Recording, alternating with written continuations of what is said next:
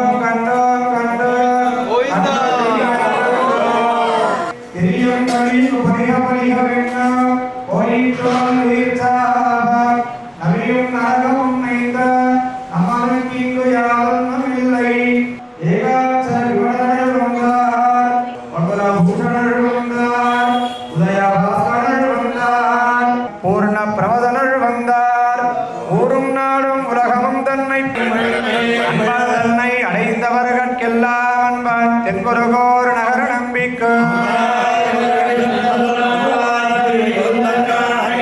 தன்னை அடைந்தவர்கட்கெல்லாம் அன்பான் தென்குருகோர் நகர நம்பிக்கை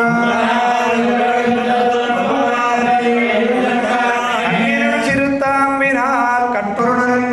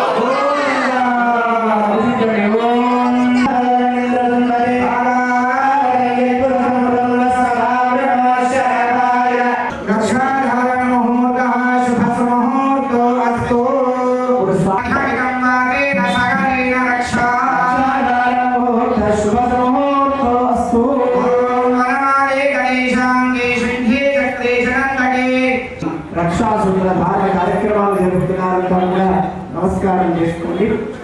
ఆ రాష్ట్రాన్ని ఆరాధించి దానిలో భూదేవి అమ్మవారిని ప్రార్థించి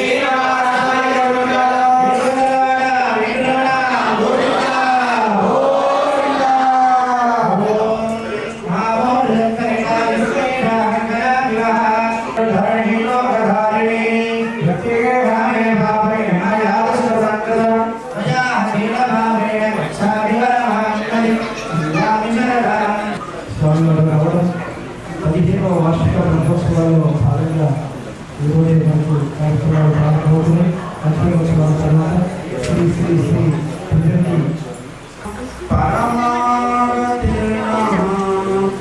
కాశ్యపాయ సంజాతం నారాయణ పదాశ్రితం యతీశ్వర శ్రీయామిషం ఓం అస్మద్గురుభ్యో నమః. కార్యక్రమాన్ని పూర్తి చేసుకొని ఆ అధ్యయనోత్సవం ఫలంగా నమ్మాళ్ళ మోక్షోత్సవాన్ని కూడా మీరు దర్శించినందుకు ముందుగా మేము ఆలోచిస్తున్నాం. ఆ కళ్యాణ గుణ పరిపూర్ణత కలిగిన వారు ఆడవాళ్ళు అని మనకి ఇక్కడ నిర్మిస్తారు. ఆడవాళ్ళు మనకి ఏది సమయం ఒకటి ఉంటుంది ఆ సమయంలో చేస్తారు, లేదా మన అనుకూలతను బట్టి అది ఇక్కడ వార్షిక బ్రహ్మోత్సవాన్ని మీరంతా చక్కగా భక్తి శ్రద్ధలతో ఆనందాలు అప్పుడప్పుడు ఏర్పడుతుంటాయి. కానీ ఇవేవి కూడా కానీ మన ప్రయత్నం మనం చేయకుండా ఉండలేదు కదా. కానీ ఈ యుగంలో నేరుగా భగవంతుడు అవతరించాడు. కానీ మరి భగవంతుని మనం దర్శించాలన్నా భగవంతు సేవ చేయాలన్నా ఎక్కడ మనగా అవకాశం అంటే ఈనాడు ఆలయంలో చూస్తున్నది ఎవరిని కాదు, దైవమని విశ్వసిస్తున్న దైవమని మనం దానికి సిద్ధపడుతూ ఉండేటువంటి రూపం శ్రీ వెంకటేశ్వరుడు శ్రీ భగవన్. ఈ కాలంలో కూడా మమ్మల్ని తరింప చేయడం కోసం బహుని మే వ్యతీతాన్ని ఆయన భగవద్గీతలో స్పష్టంగా చెప్పాడు అర్జున. కానీ నువ్వు ఏ ఏ జన్మలో ఎలా ఉన్నావో నీకు తెలియదు, కానీ నేను ఉద్ధరించడంలో ఏ ఏ అవతారాన్ని నేను ధరించాల్సి వచ్చిందో ఆ స్థితి నాకు తెలుసునయ్యా అని కృష్ణుడు స్పష్టంగా చెప్పాడు. కనుక ఆయన మనం ఇప్పుడు చూస్తున్న ఒక రూపం కాదు. అసలు రక్షణ అంటే ఏంటి అంటే మనకి శాస్త్రాలు అవసరం లేదు కానీ తొలగించేవాడు, దానే రక్షణ అని మనకి శాస్త్రాలు చెప్తున్నాయి. నాన్న సంసారంలో ఉన్నవాడు కోరుకునేది కాదు, ఈ సంసారం అనుభవం నుంచి నేను అనుకుంటాను, దాన్ని తొలగిస్తాను. అలాగే ఎప్పుడు అక్కడే ఉండేవాడు కొంతమంది ఉన్నారు. విష్ణుసేన, గరుడ, సుదర్శన, పాంచజన్య, ఆదిశేష. వాళ్ళు ఎప్పుడు భగవంతుడి సేవ కావాలని కోరుకుంటారు, అది ఎప్పుడు వృద్ధి చెందాలని కోరుకుంటారు. అలాగే వాళ్ళు తెలుస్తారు. బంధంలో సంసార బద్ధులై ఉన్నాం మనలాంటి వాడు. నలుగురు కోరుకునేవి వాళ్ళు కోరుకునే స్థితిని బట్టి వాళ్ళకి ఏది కావాలో అది ఇస్తాడు, ఏది అవసరం లేదు దాన్ని తొలగిస్తాడు. కనుక ఆయన సర్వజగద్రక్షకుడు అని మనకి శాస్త్రాలు వివరిస్తున్నాయి. అలాగే సర్వజగద్రక్షకుడిగా ఆయన మనం కోరుకునేటువంటి వాటిని ఇవ్వడం కోసం, మన కష్టాన్ని కలిగించే వాటిని తొలగించడం కోసం లోకంలో తాను ఎన్నో రూపాలలో ఎన్నోసార్లు అవతరించి చివరికి ఈ కలియుగంలో స్వామి మనందరినీ మన ఆర్తిని తీర్చడం కోసం, మనం కోరుకున్న కోరికలను తీర్చడం కోసం. మీ పిల్లవాడికి నేను డ్రెస్ వేసేటప్పుడు కొంచెం అది వాడిని పట్టి లాగారనుకోండి ఏమంటాడు, ఆయనకి రకరకాల అలంకారాలు చేసేటప్పుడు ఆయనకి పరహస్త పరపాదాలు పెట్టి ఆయనకు చుట్టూ కావాల్సినవన్నీ ఆ మాలవి ఇవన్నీ అలంకరించేటప్పుడు అలంకారం చేసే స్వాములు మన పక్కన ఉంటే మనకు ఆ కష్టం తెలుస్తుంది. దారాలతో తాళ్లతో కట్టి విధించి మళ్ళీ ఆ పల్లకి మోసేటప్పుడు మళ్ళీ ఆయన ఎక్కడ ఇటు పడతాడో అది పడతాడో అని మొత్తం అంతా బిగించి కట్టినా కూడా ఏమైనా మాట్లాడుతున్నాడు. అది మీ పిల్లవాడిని అలా కట్టి చూడండి, మొదలు అని ఏడుస్తాడా లేదా ఆయన. మరి మన ఆర్తికి తగినట్టుగా మనం ఎలా కోరుకుంటే అలా ఉండే రూపం అష్టరూపం. పోనీ అది ఏమన్నా పొరగనిది, కానీ మనకి అవశిష్యతే ఎదురుగా ఉన్నది ఏదో శిల లేదా దారు. ఇక్కడ మనకి ఎదురుగా కనపడుతున్న ఆయనే నేరుగా ఒక రూపాన్ని ధరించి మన కోసం ఈ లోకంలో తన అర్థ రూపంలో తాను చేరి ఉంటాడు. ఏం అక్కర్లేదు, ఒక సహాయం చేస్తాడనుకోండి ఏం చెప్తాను, మనకి ప్రాణాన్ని ఇచ్చి, మనకి ఇంద్రియాలను ఇచ్చి, మనకు బ్రతుకుని ఇచ్చి, మనకు కావలసిన సంపదల నుంచి, మన ఆయుధ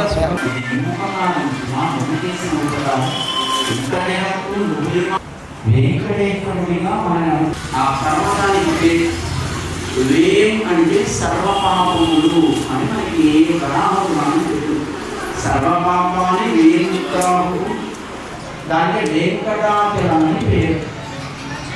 ఆయన ఎక్కడ ఉంటాడు? ఆ వెంకటాచలం మీద ఉంటాడు కనుక ఆయన సకల జగత్తును నియమించేటువంటి స్వామి, ఈశ్వరుడైనటువంటి స్వామి.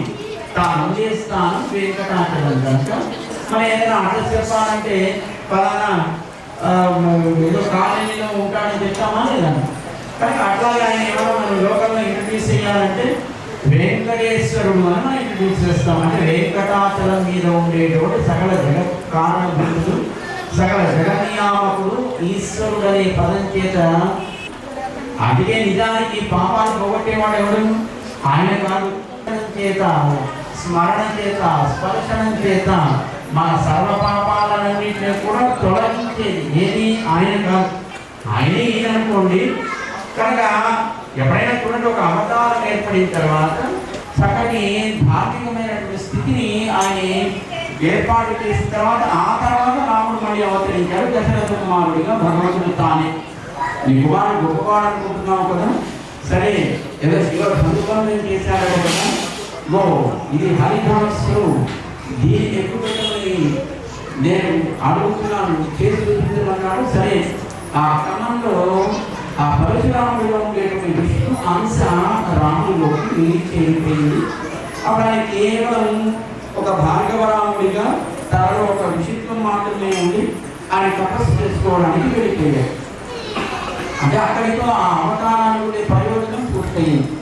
కానీ ఇక్కడ వరాహస్వామి కంటే వెంకటేశ్వర స్వామికి ఎక్కువ ప్రాచుర్యం ఏర్పడేటువంటి కాలం కనుక ఆయన ఇప్పుడు అక్కడ పరదైవండి ఉన్నాడు. కానీ మొట్టమొదటి ఆరాధన, మొట్టమొదటి నివేదన, మొదటి దర్శనం ఇప్పటికీ వరాహస్వామికి. ఎప్పుడైతే మనం వరాహస్వామిని దర్శించి అప్పుడు వెంకటేశ్వర స్వామిని దర్శిస్తామో అప్పుడు మనకి దర్శన ఫలం లభిస్తుంది. వెంటనే మనం ఏం చేస్తాం? వెంకటేశ్వర స్వామి దర్శనం అవుతుందో కాదు అన్నట్టుగా. అందుకే ఇప్పటికీ కొండ మీద మొట్టమొదటి ఆరాధన, మొదటి నివేదన, మొదటి దర్శనం వరాహస్వామిని తప్ప వెంకటేశ్వర స్వామి వారికి కాదు అని పురాణాలు వివరిస్తున్నారు. పూర్వకంగా మనం జరుపుకోబోతున్నటువంటి ఈ బ్రహ్మోత్సవం మొదటి రోజు అంకురార్పణతో మనం కార్యక్రమాన్ని ఆరంభించుకుంటున్నాం. కార్యక్రమాన్ని నిర్వహించడానికి కొంతమంది పెద్దలు ఇక్కడికి ప్రేరేపించారు. వాళ్ళకి కంకణ ధారణ చేసి, వాళ్ళకి వస్త్రతాంబూలాది సత్కారాలను వాళ్ళకి సమర్పణ చేసి, రేపటి నుంచి జరిగేటువంటి ఈ బ్రహ్మోత్సవంలో మీరు చక్కగా భగవంతుడి ఆ ఉత్సవాన్ని నిర్వహించవలసింది అని వాళ్ళని ప్రార్థనాపూర్వకంగా మనం ఆశ్రయిస్తాం. కానీ ఋత్విక్వరణము అని అంటారు.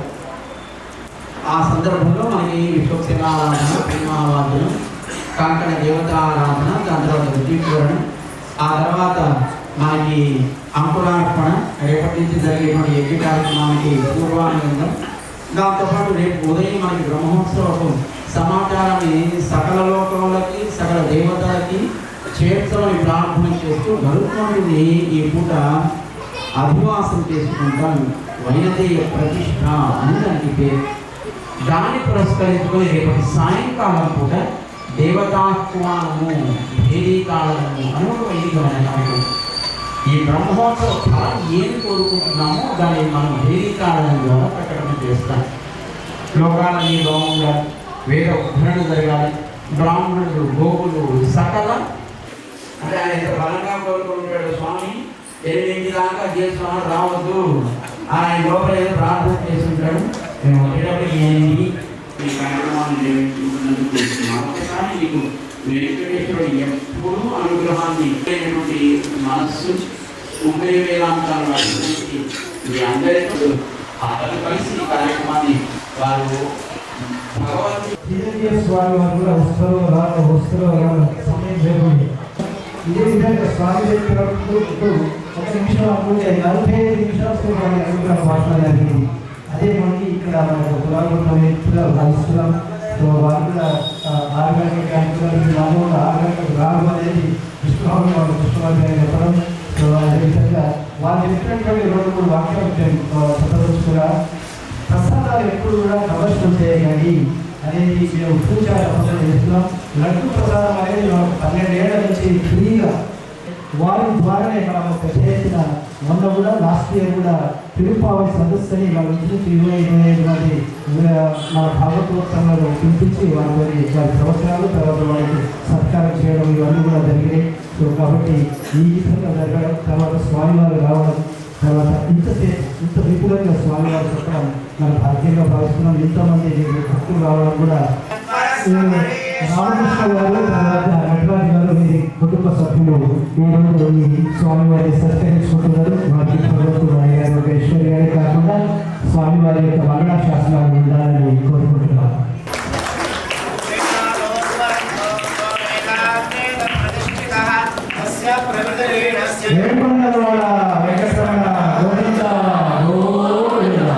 జై శ్రీమన్నారాయణ.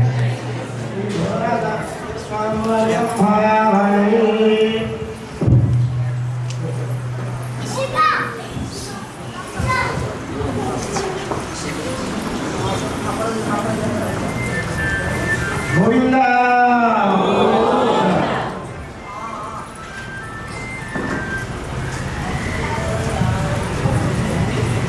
పూర్ణావతి కార్యక్రమం. గోవిందా గోవిందా.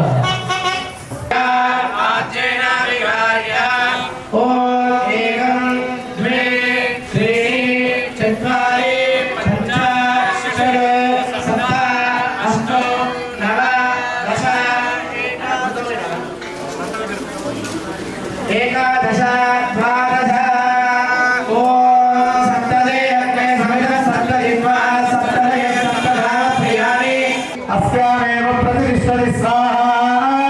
ఓం వసోద్ధారాం గృహోదివసో మేధారా సతి దివ తేషాహూయతే భృతస్య వాయేన మేషాధారా పుష్పిల్లోకే భిన్నమానోపతిష్టతి ఆజ్యేన జుహోదితే గోమాజ్యమే.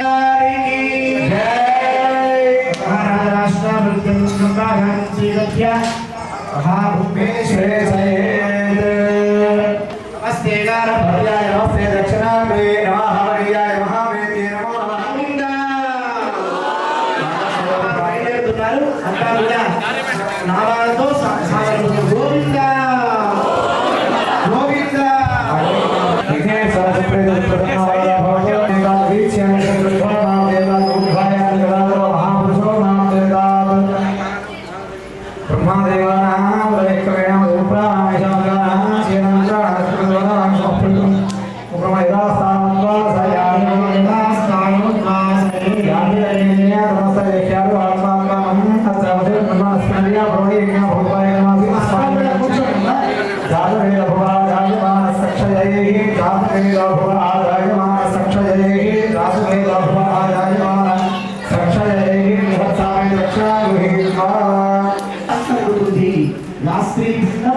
సమస్తాన్ని కార్యక్రమాన్ని పూర్తి చేసుకుంటాం. జై శ్రీమన్నారాయణ.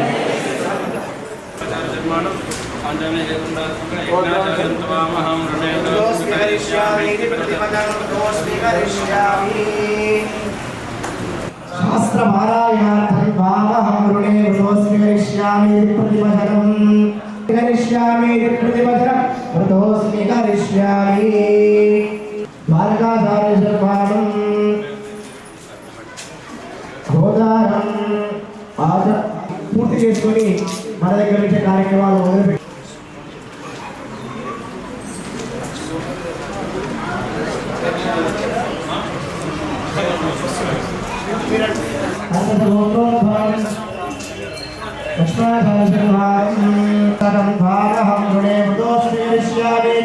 प्रतिमधनं वृद्धोस्मि करिष्यामि पुत्रोऽहं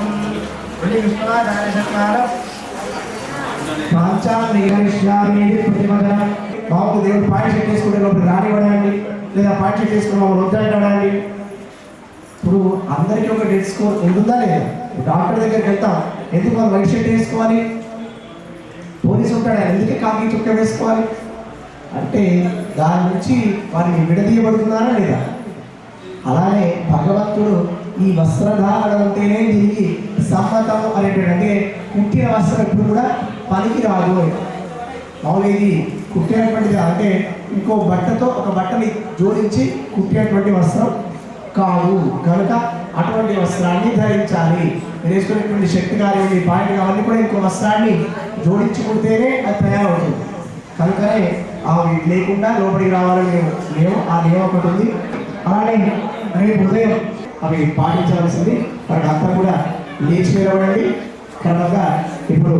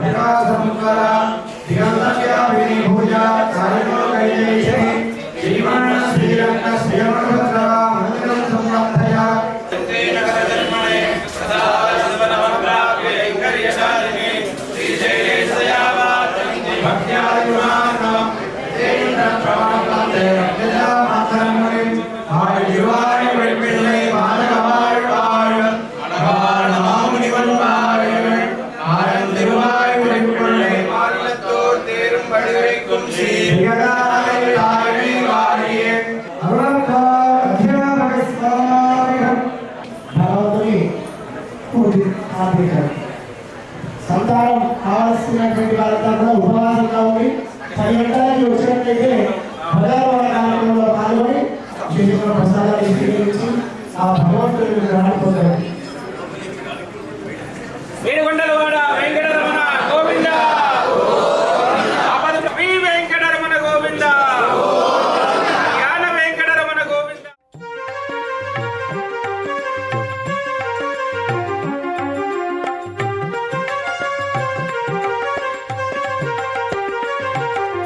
శేషాద్రివాస గోవింద, తిరుమల నిలయ గోవింద, పన్నగ శయన గోవింద, పాహి ముకుంద గోవింద, గోవింద జయ గోవింద, తిరుమల వాస గోవింద, గోవింద జయ గోవింద, తిరుమల వాస గోవింద.